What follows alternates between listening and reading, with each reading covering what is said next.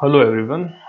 जब भी हमें कोई कन्वेंशनल बिल्डिंग का फ्रेम डिज़ाइन करना है, ठीक है, उसका स्ट्रक्चर डिज़ाइन करना है, तो उसको एक तो हम ग्रेविटेशनल लोड के लिए एनालाइज करते हैं बिल्डिंग के फ्रेम को। जैसे इस पे कुछ लाइव लोड्स और डेड लोड्स लग रहे होंगे बिल्डिंग पे, तो वो ग्रेविटेशनल लोड्स होते हैं, ग्रेविटी के कारण लग रहे हैं। और एक कुछ स्वे फोर्सेस भी लगेंगी हमेशा बिल्डिंग के फ्रेम पे। ये क्यों लगती हैं? जैसे अर्थक्वेक के कारण इंड्यूस हुई हो सकती हैं हॉरिजॉन्टल फोर्सेस, या विंड के कारण।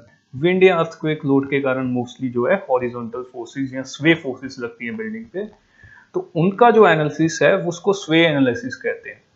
तो किसी भी बिल्डिंग का ग्रेविटेशनल और स्वे दोनों एनालिसिस करके ही उसको डिजाइन किया जाता है। तो स्वे एनालिसिस के लिए ये एक क्विक सा अप्रोक्सीमेट मेथड होता है जिसको हम पोर्टल मेथड ऑफ एनालिसिस कहते हैं। तो इसको देखने के लिए पहले कुछ कंसेप्ट देखना पड़ेगा। लेट्स सी, कोई भी बिल्डिंग है, जैसे ये फ्रेम है, ठीक है, इस पे कुछ ये हॉरिजॉन्टल स्वे फोर्सेस लग रही हैं, तो इसके कारण बिल्डिंग की टेंडेंसी होगी कि वो ऐसे मूव कर जाए, ठीक है, स्वे कर जाए इस डायरेक्शन में। लेकिन हम एनालिसिस में मान के चलते हैं कि बिल्डिंग के हर एक जॉइंट्स रिजिड जॉइंट्स हैं, मतलब उनका कोई भी जो एंगल है आपस में वो चेंज नहीं होगा। तो क्या होता है कि जब भी बिल्डिंग पे कुछ स्वे फोर्सेस लगती हैं, तो उसके हर एक जॉइंट पे जो जॉइंट रिजिड जॉइंट है वो रोटेट कर जाता है। उनके बीच के एंगल चेंज नहीं होते, ये 90 के 90 ही रहेंगे, लेकिन joint as a whole rotate कर जाता है जब भी बिल्डिंग पे स्वे फोर्सेस लगती हैं।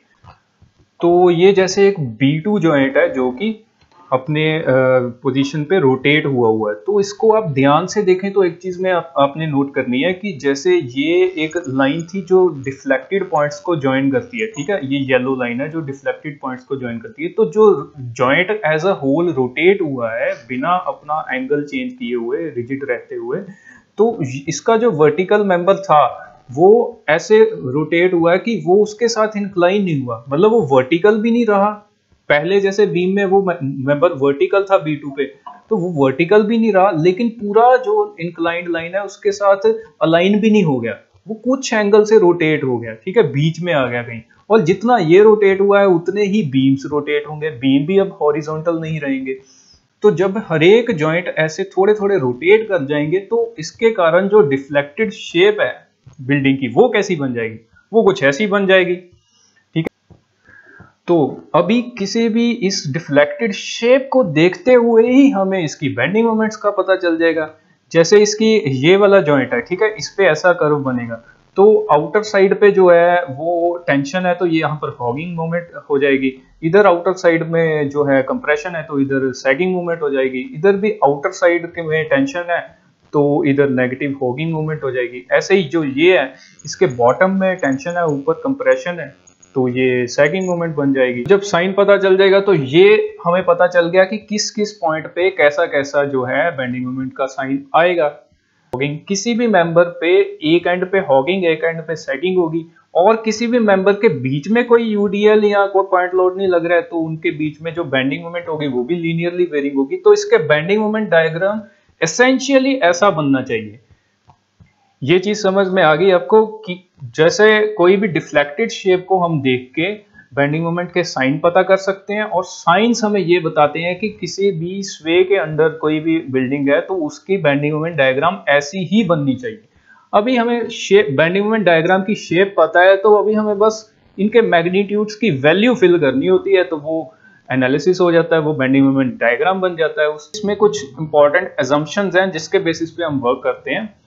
तो पोर्टल मेथड कहता है कि कोई भी मेंबर है, चाहे वो कॉलम है चाहे वो बीम है, उसके मिड पॉइंट पे बेंडिंग मोमेंट 0 होगी, और वो हमें बेंडिंग मोमेंट डायग्राम देख के लग भी रहा है, ठीक है। तो एक ये इंपॉर्टेंट पॉइंट है, असम्पशन है कि हर एक मेंबर के मिड पॉइंट पे बेंडिंग मोमेंट 0 होगी। तो इनको हम एक पॉइंट ऑफ इन्फ्लेक्शन या एक हिंज की तरह मान के चलते हैं कि ये हिंज है। हिंज क्या होता है? जिसपे बेंडिंग मोमेंट 0 हो। और दूसरी असम्पशन क्या है? जैसे हम टॉप स्टोरी देखें, ये वाली देखें, तो टॉप स्टोरी पे सिर्फ ये वाली फोर्स एक्ट कर रही है, उसने सिर्फ ये वाली स्वे फोर्स को रेजिस्ट करना है। तो उसको जब रेजिस्ट करना है, मान लीजिए ये स्वे फोर्स P थी, तो उसको रेजिस्ट करने के लिए जो इंटीरियर कॉलम से इधर की तरफ को शियर लगाएंगे, ठीक है, दैट विल बी 2 टाइम्स जो एक्सटीरियर कॉलम्स शियर फोर्स लगाएंगे। जैसे एक्सटीरियर कॉलम्स ने x लगा दिया तो इंटीरियर कॉलम्स 2x लगाएंगे, ठीक है। तो ये जो है बिल्डिंग थी जिसपे ये हॉरिजॉन्टल स्वे फोर्सेस लग रही है। तो ये हमने टॉप स्टोरी का फ्री बॉडी डायग्राम बना लिया। इसमें हमें पता है कि पूरी बिल्डिंग की जो बेंडिंग मोमेंट डायग्राम है वो कुछ ऐसी बनेगी। हमें सिर्फ ये वैल्यूज फिल करनी थी, मैंने यहाँ पर पहले से फिल किया। लेट्स सी ये कैसे आई वैल्यू। हमें पता है कि इंटीरियर कॉलम्स हैं वो जो है 2 टाइम्स शियर रेजिस्ट करेंगे as compared to exterior columns. इससे हमें हमारे पास V आ जाएगा। तो उसके कारण हमें पता चल जाएगा कि किसी भी कॉलम में बेंडिंग मोमेंट क्या होगी। जैसे bending moment at any column that is shear force at column hinge, मतलब कॉलम का जो हिंज है उस पे कितनी शियर फोर्स है multiply by half of the column height, ठीक है। तो यहाँ पर जो M(A2)(A3) है, जो ये कॉलम है, इस पे बेंडिंग मोमेंट की वैल्यू कितनी होगी, दैट विल बी 7.5 जो उसका शियर फोर्स है मल्टीप्लाई बाय उस half of the column height. Column पूरा 3 मीटर्स का, तो इसकी हाफ हाइट जो है 1.5 मीटर होगी। तो ये इसकी बेंडिंग मोमेंट होगी। तो ये वैल्यू और ये वैल्यू तो हमारे पास आ गई। ऐसे ही जो B2B3 कॉलम है उसमें जो शियर फोर्स है दैट इज 15 किलो न्यूटन, ठीक है। तो into half of the column height, तो वो उसकी बेंडिंग मोमेंट आ गई। ये भी वैल्यूज हमने फिल कर दी। इसी तरह से कॉलम जो है C2C3 का आ जाएगा, ये shear force into half of the column height. Beams की बेंडिंग मोमेंट कैलकुलेट करने के लिए हमें पता है कि किसी भी जॉइंट पे कॉलम की बेंडिंग मोमेंट्स और बीम की बेंडिंग मोमेंट्स जो है वो इक्वल होंगी, ठीक है।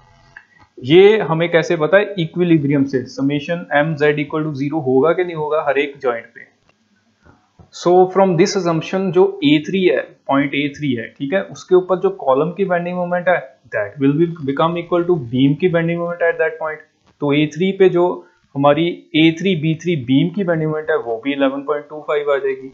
ये C3 पे जो कॉलम की बेंडिंग मोमेंट होगी C3C2 जो ये हमने फिल की है, वो उस पॉइंट पे बीम की बेंडिंग मोमेंट के भी बराबर आ जाएगी। From this assumption free body diagram बना लेंगे जस्ट लाइक जैसे ऊपर वाली स्टोरी में किया था। तो इसमें जो शियर फोर्स होगा कॉलम जो रेजिस्ट कर रहे हैं वो अगेन हमने एक्सटीरियर कॉलम का V मान लिया, इंटीरियर कॉलम्स का डबल मान लिया 2V और एक्सटीरियर का फेस से V। तो उससे हमारे पास V आ जाएगा। सेम कंसेप्ट है। तो हमारे पास इस स्टोरी के हर कॉलम्स की बेंडिंग मोमेंट भी आ जाएगी। तो इधर शियर फोर्स जैसे इस कॉलम में 12.5 आई है V, तो उसको हाफ हाइट से मल्टीप्लाई करेंगे तो ये इसकी बेंडिंग मोमेंट आ जाएगी। ऐसे ही हमारी कॉलम जो है B2B1 की जो बेंडिंग मोमेंट वो आ जाएगी।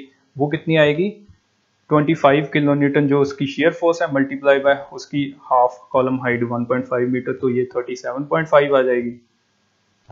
इसी तरह से जो कॉलम C2C1 है 12.5 इंटू 1.5, सेम कंसेप्ट लगना है हर एक कॉलम में। तो हमारे पास जब कॉलम की बेंडिंग मोमेंट्स आ गई हैं तो हम बीम की भी बेंडिंग मोमेंट उससे कैलकुलेट कर सकते हैं। तो जैसे जॉइंट हमने A2 पकड़ लिया, ये वाला जॉइंट देख लिया, ठीक है। इस जॉइंट में A2B2 जो इस बीम की बेंडिंग मोमेंट है that will be equal to A2A3 plus A2A1 जो कॉलम की बेंडिंग मोमेंट्स हैं। तो जो A2B2 जो बीम की बेंडिंग मोमेंट वो क्या बन जाएगी 11.25 जो कि A2A3 की थी, ठीक है, ये 11.25। और ऐसे ही A2A1 जो इस कॉलम की थी 18.75। तो ये हमारे पास A2B2 की बेंडिंग मोमेंट आ जाएगी बीम की, वो 30.5 किलो न्यूटन हो गई। इसी तरह से अभी C2 जॉइंट की बात करते हैं इसकी। इस पे जो बीम की बेंडिंग मोमेंट होगी C2B2 की, ठीक है, that will be equal to जो C2C3 की बेंडिंग मोमेंट है प्लस C2C1 की बेंडिंग मोमेंट है। C2C3 की बेंडिंग मोमेंट कितनी थी 11.25 और C2C1 की बेंडिंग मोमेंट कितनी थी, दैट वाज 18.75, तो ये 30.5 आ जाएगा। तो जो बीम मोमेंट्स और कॉलम मोमेंट्स हैं वो बीच वाले पॉइंट B2 पे भी आ गई, इस पॉइंट पे, ठीक है। तो उसको हम एक चेक लगा सकते हैं कि B2 पे हम अगर वही ये वाली इक्वेशन लगाएं sum of beam moments equal to sum of column moments, वो सेटिस्फाई हो रही है कि नहीं हो रही है। मतलब ये बीम मोमेंट प्लस ये beam moment should be equal to this column moment plus this column moment. तो वो चेक किया तो वो ऑलमोस्ट बराबर आ रहा है, तो इसका मतलब ठीक है। ऐसे ही जो है थर्ड स्टोरी के फ्रेम के लिए हमने करना है, इसका फ्री बॉडी डायग्राम बनाया, तो इसके इसके जो एक्सटर्नल फोर्सेस लग रही थी इसके फ्री बॉडी डायग्राम पर वो इतनी थी टोटल, ठीक है। तो इससे हमारे पास V आ गया। सेम कंसेप्ट से यहाँ A0 A1 का जो बेंडिंग मोमेंट होगी वो होगी shear force into half the column height, वो होगी 22.5। ऐसे ही जो B1 B0 कॉलम की बेंडिंग मोमेंट्स होगी वो होगी shear force 30 into half the column height, 45 kilo newton metre होगी। ऐसे ही जो कॉलम C1 C0 है उसकी हो जाएगी, उसका shear force into half the column height, वो भी 22.5 किलो न्यूटन मीटर हो जाएगी। कंसेप्ट सेम चलना है हर स्टोरी के लिए। तो जॉइंट A1 है जैसे, ठीक है, इस पे बीम मोमेंट जो है A1 B1 ये वाली, that should be equal to sum of A1 A2 column moment plus A1 A0 column moment, ठीक है। तो दैट बिकम्स 41.75, ये बीम मोमेंट बन जाती है, यही यहाँ पे होगी। तो ऐसे अप्रोक्सीमेट मेथड से फ्रेम एनालाइज किया जाता है, और इसको चेक करने के लिए B1 पॉइंट पे चेक लगा लेंगे। तो वो कैसे लगाएंगे, वही sum of beam moments equal to sum of column moments. तो लेट्स हैव अ लुक, ये जो वैल्यूज हैं इक्वल आ जाती हैं, तो चेक अप्लाई हो जाता है। तो अब जब हमारे पास बेंडिंग मोमेंट डायग्राम आ गया, तो हर एक बीम पे हमें बेंडिंग मोमेंट्स पता है, उसकी वैल्यू पता है। तो बेंडिंग मोमेंट की variation with respect to length of that member वो shear फोर्स होती है, curl m by curl x equal to shear force होती है। मान लीजिए ये वाली बीम की बात करते हैं, तो इसमें बेंडिंग मोमेंट की वेरिएशन कैसे हुई, इधर प्लस 11.25 थी, इधर माइनस 11.25 होगी, तो उसकी वेरिएशन हो गई 11.25 प्लस 11.25, तो वो वेरिएशन हो गई।